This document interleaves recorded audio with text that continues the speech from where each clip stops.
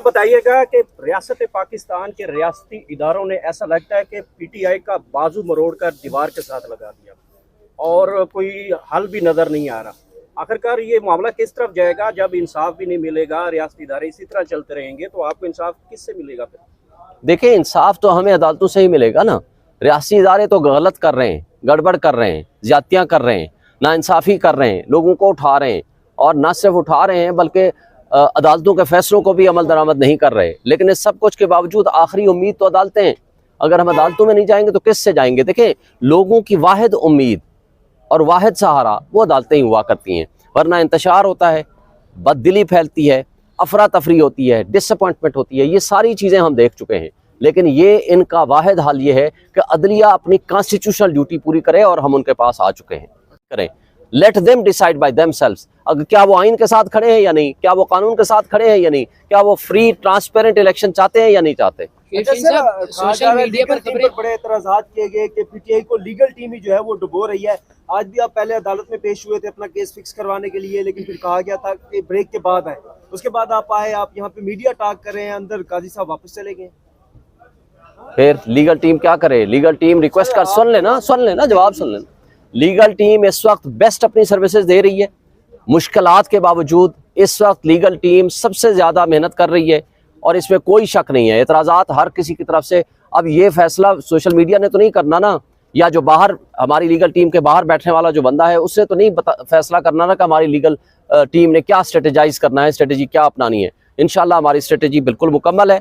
हम तमाम हवालों से मुकदमात की पैरवी भी कर रहे हैं। हम इलेक्शन कमीशन के पास भी जा रहे हैं, हम हाई कोर्ट में भी जा रहे हैं और सुप्रीम कोर्ट में भी जा रहे हैं। और इंशाल्लाह हमारा केस जो लगेगा तो हम उम्मीद रखते हैं कि सुप्रीम कोर्ट से कि वो हमें इंसाफ देगा। तो लीगल टीम के जो मामलात हैं वो हम लीगल टीम को ही डिसाइड करने दें, और पीटीआई का इंटरनल मामला है उसको डिसाइड करने दें। बाहर बैठ के दोस्तों का एतराज़ हो सकता है, आप हमें सजेशन दे सकते हो, हर तरह का एतराज़ हो सकता है, लेकिन हमें अपनी मुश्किलात का पता है। लिहाजा हम अपनी मुश्किलात अदालतों के सामने रख रहे हैं, और हमने हर तरह की जो लीगल बैटल है, लीगल फाइट है, उसको लीगल तरीके से कर रहे हैं। Thank you. अच्छा शुएब साहब बताइएगा कि रियासत पाकिस्तान के रियासती इदारों ने ऐसा लगता है कि पीटीआई का बाजू मरोड़कर दीवार के साथ लगा दिया और कोई हल भी नजर नहीं आ रहा। आखिरकार ये मामला किस तरफ जाएगा? जब इंसाफ भी नहीं मिलेगा, रियासती इदारे इसी तरह चलते रहेंगे तो आपको इंसाफ किससे मिलेगा फिर? देखिए, इंसाफ तो हमें अदालतों से ही मिलेगा ना। रियासती इदारे तो गलत कर रहे हैं, गड़बड़ कर रहे हैं, ज्यादतियाँ कर रहे हैं, नाइंसाफ़ी कर रहे हैं, लोगों को उठा रहे हैं, और न सिर्फ उठा रहे हैं बल्कि अदालतों के फैसलों को भी अमल दरामद नहीं कर रहे। लेकिन इस सब कुछ के बावजूद आखिरी उम्मीद तो अदालतें हैं।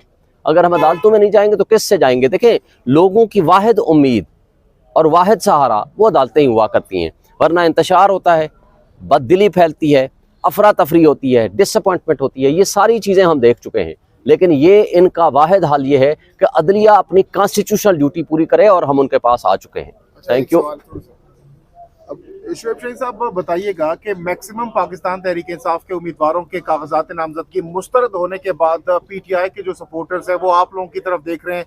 अब स्ट्रेटजी क्या है, प्लान बी क्या है, खान साहब की डायरेक्शन इस हवाले से क्या है? मुस्तरद होने के बाद आप लोगों ने क्या होमवर्क किया है, क्योंकि आप लोग पहले भी इन रिजर्वेशंस का तहफ़्फ़ुज़ात का इज़हार कर चुके थे।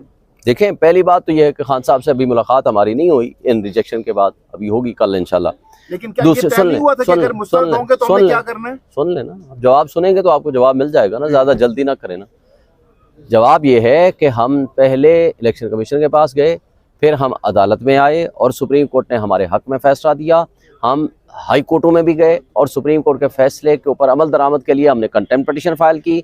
उस कंटेम्प्ट के बाद भी जो कुछ होता रहा वो सब आपके सामने है। जो मुस्तरद हुए उनके हवाले से हम इलेक्शन ट्रिब्यूनल में भी जा रहे हैं, लेकिन उसके साथ साथ हम इलेक्शन कमीशन को भी 12 एप्लीकेशनें दे चुके हैं जिसका अभी तक कोई रिजल्ट नहीं आया।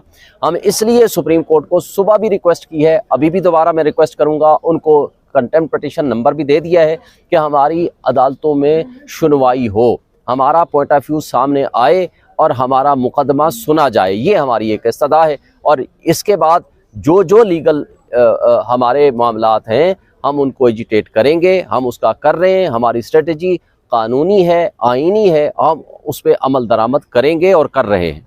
Thank you.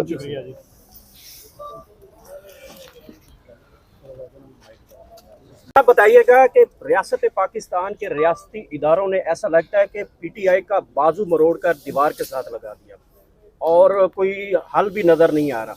आखिरकार ये मामला किस तरफ जाएगा? जब इंसाफ भी नहीं मिलेगा, रियासती इदारे इसी तरह चलते रहेंगे, तो आपको इंसाफ किससे मिलेगा फिर?